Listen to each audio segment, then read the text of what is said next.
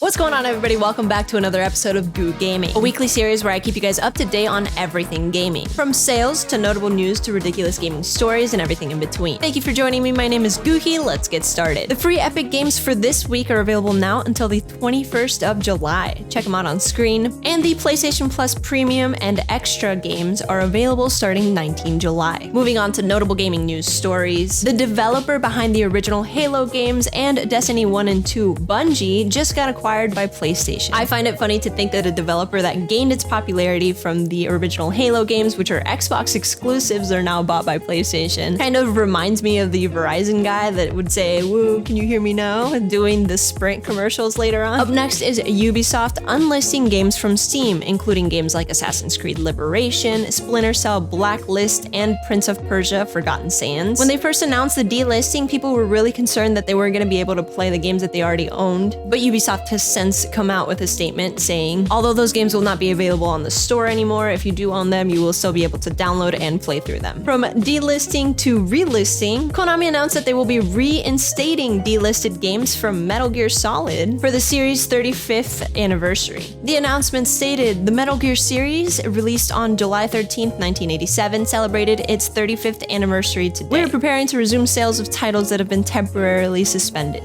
A new feature being talked about for the future for PlayStation Plus users may bring us new rewards. It's called PlayStation Stars, and it is a free membership that allows you to earn points while playing games. With rewards on the horizon, like digital collectibles, gamers can now look forward to earning these and much more through playing games and earning achievements on their PlayStation accounts. If there are any fans of the Sega Genesis Mini, you will be glad to hear that a Sega Genesis Mini 2 will be coming out in October. Really clever name for this one. It's gonna be the same deal. It's a retro gaming console with preloaded games, Sega exclusives, only now more powerful than ever before. Ah, yes, we needed all the power we can get to play retro games. The co-op campaign for Halo Infinite has actually seen delays for its beta testing, so it seems like we won't be seeing any co-op for Halo Infinite anytime soon, even though it was originally supposed to come out in the summer of 2022. E3 is coming back from the dead. Official announcements confirmed that the Electronic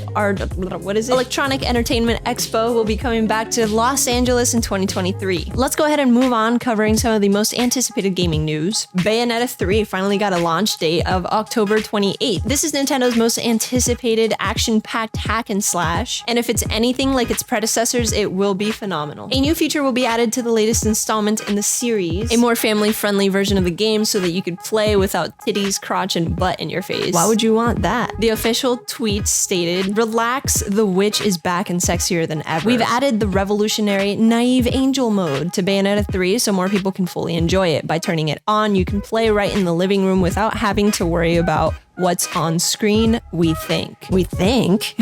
Final Fantasy VII Rebirth will not be coming to the PlayStation 4 due to graphical and power demands, so it will be a PlayStation 5 exclusive. The Overwatch 2 beta is just about wrapping up, and we will see the full free-to-play release of the PvP version of the game, expected to release October 4th, 2022. Moving on to my favorite segment, this week's most unique gaming stories. The Fall Guys in-game store was having some weird glitches. People were being charged real money simply for looking at stuff within the in-game store. Imagine going to the mall and getting charged just for looking at something. I would be throwing hands with everybody in that store.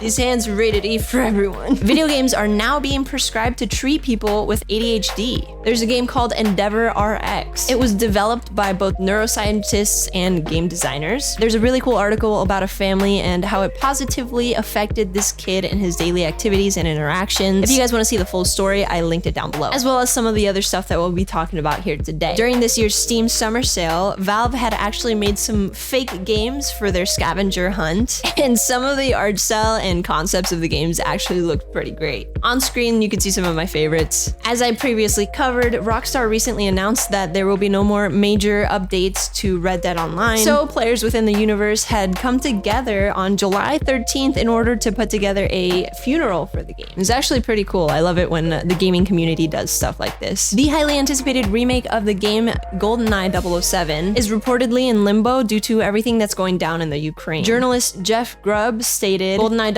007 is still in limbo because of the war. 1v100's team lead left Microsoft. I don't know what that means for the game. This isn't the only game being affected by everything that's going on. My heart goes out to them and their families. Nintendo did a thing. Following Japan's latest decision to uphold a ban on same-sex marriages, Nintendo released a couple of statements. The company explained that it will continue to recognize same-sex marriages, as well as stating employees in same-sex marriages will receive the same benefits as those in opposite-sex marriages. They claim they want to create an environment where each of their many diverse employees can fully realize their talents. To keep the train of feel-good news going, a player disconnected during an Apex tournament for a $2 million prize pool. His opponent, although having a clear advantage due to the individual not being able to move, refused to shoot him down for the prize money. The gamer tag for this individual is Imperial Hall. For $2 million, I think I would have shot him. Good on this guy, an incredible human being. It's $2 million. I'm sorry, bro. I'm terrible. That wraps up this week's episode of Goo Gaming. If you guys enjoyed the vibes that you see here, make sure to check me out live on Twitch Monday through Friday at 1 p.m. PST, 4 p.m. EST. I also have all of the major social platforms if you want to follow me on those. And as always, liking, commenting, and subscribing helps me out a ton, but you already knew that you've been on YouTube before. Thank you guys so much for hanging out with me today. I hope you're having a wonderful night, day, afternoon, whatever time it is in your time zone, and I hope to see you guys in the next video. Bye!